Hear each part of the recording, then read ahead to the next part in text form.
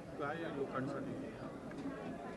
राज्याचे आदरणीय मुख्यमंत्री देवेंद्र फडणवीस साहेब आणि कैलासवासी अजितदादा पवार साहेबांच्या जयंतीच्या निमित्ताने आणि फडणवीस साहेबांच्या वाढदिवसाच्या निमित्ताने ह्या छत्रपती शिवाजी महाराज समाधान शिबिर किंवा अभियान जे आमचे राज्याचे महसूल मंत्री बावनकुळे साहेबांच्या नेतृत्वात आणि मार्गदर्शनात राज्याच्या प्रत्येक जिल्ह्यात प्रत्येक विधानसभा मतदारसंघामध्ये आयोजित करण्यात आलेलं होतं. तेच आज आमच्या सिंधुदुर्ग जिल्ह्यामध्ये तिन्ही मतदारसंघामध्ये आज पार पडत आहे. इथे माझ्या उपस्थितीमध्ये कणकवली मतदारसंघामध्ये पार पडलेला आहे. ह्या अभियानाच्या निमित्ताने असंख्य लोकांना त्या शासकीय योजनांचा जो लाभ मिळाला पाहिजे, तर काही लोक जे वंचित राहिलेले आहेत त्यांना मिळवून देण्याचं काम या अभियानाच्या निमित्ताने एकाच छत्राखाली होत आहे. निश्चित पद्धतीने ह्याचा लाभ जास्तीत जास्त लोक घेत आहेत, समाधानही व्यक्त करत आहेत. गतिमान प्रशासन काय असतं याचं उत्तम उदाहरण या अभियानाच्या माध्यमातून मिळालेलं आहे. यासाठी मी राज्याचे महसूल मंत्री आदरणीय बावनकुळे साहेबांचं मनापासून अभिनंदन करतो. उद्या अमित शाह साहेबांच्या शुभ हस्ते पुण्यामध्ये लोकमान्य टिळकांचा पुरस्कार दिला जातो. त्यावरती संजय राऊतांनी टीका केली आहे. ते म्हणतात की जे पुरस्कार देतात त्यांच्या बुद्धीची मला कीव येते. असं आहे ना, संजय राजाराम राऊतांनी आपल्या राजकीय लायकी आणि अवकातीप्रमाणे अशा पद्धतीचं वक्तव्य करावं. त्याला ज्याच्या पक्षाच्या आज महाराष्ट्राच्या राजकारणामध्ये अस्तित्व राहिलेलं नाही आहे, जो बाळासाहेब ठाकरेंचा आणि उद्धव ठाकरेजींचा झाला नाही, त्यांनी काय एवढ्या आमच्या देशाच्या गृहमंत्र्यांवर बोलण्याची हिंमत पण करू नये. टिळक कुटुंबियांनी जो काही मान आदर आमच्या आदरणीय अमित शाह साहेबांना दिलेला आहे ते फार विचारपूर्वक केलेलं आहे.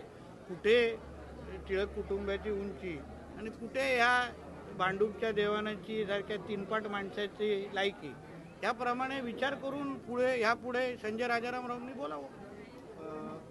जंतर मंतरवरती मुलांवरती लाठीचार झाला आहे, त्याचा निषेध करत उद्या काँग्रेस जे आहे ते अमित शहाच्या दौऱ्याला विरोध करणार आहे. असं आहे की त्या जे काही तिथे जे काही लाठी हल्ला म्हणा, जे काय एकंदरीत तिथे क्राऊड किंवा गर्दी कंट्रोल करण्याच्या दृष्टिकोनातून जे काही करायचं होतं त्या पद्धतीचं ती परिस्थिती हाताळण्याच्या दृष्टिकोनातून पावलं उचललेलं आहे. आता काँग्रेस पक्षाला कुठल्याही परिस्थितीमध्ये चुकाच काढायच्या आहेत. त्यांच्या काळामध्ये होणारे नीटचे पेपरफुटी असो, त्यांच्या काळामध्ये ज्या पद्धतीने लोकांना अमानुष पद्धतीने लाठी हल्ले, ह्याचा पण कधीतरी हिशोब काढायला लागेल.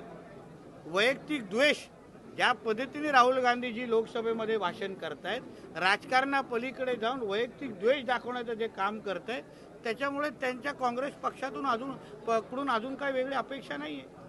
सर, अभिजित तिपके यांनी एकीकडे भाजपवर आरोप केला की भाजपचे नेते आपल्यावर धमकीचा आरोप केला आहे. दुसरीकडे दोन्ही शिवसेना जे आहेत ते अभिजित तिपके आपल्याकडे यासाठी रस्सीखेच चालू. परत सांगतो, आमच्या आदरणीय देवेंद्र फडणवीस साहेबांच्या राज्यामध्ये कोणालाही कुठल्याही पद्धतीची धमकी येत असेल कोणालाही, तर त्याची सुरक्षेची जबाबदारी आमच्या राज्य सरकारची, आमच्या पोलिसांची आहे.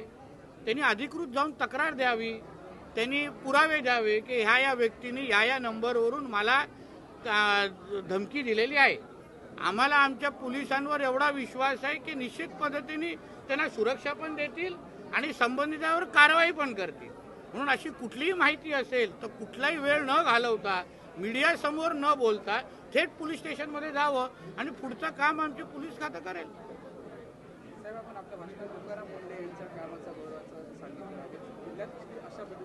नाही, माझं म्हणणं आहे की तुकाराम मुंडे जी वेगळं काहीच करत नाहीये, कायद्याचं पालन करतायत, नियमाचं पालन करतायत आणि तसं करणारे असंख्य अधिकारी महाराष्ट्रामध्ये आहेत आणि तेच शासन म्हणून, मंत्री म्हणून, राज्याचे प्रमुख म्हणून देवेंद्र फडणवीसजींना तेच अभिप्रेत आहे की प्रत्येकाने तुकाराम मुंडेजी जे काही GR वाचतात आणि अंमलबजावणी करतात, कायद्याचं पालन करतात, तसं प्रत्येक जिल्ह्यामध्ये काम करणारे असंख्य चांगले अधिकारी आहेत.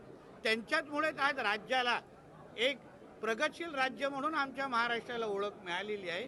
त्यांचं सगळ्यांचं कौतुक करण्याचं काम मी भाषणातून केलेला आहे. चला थँक्यू.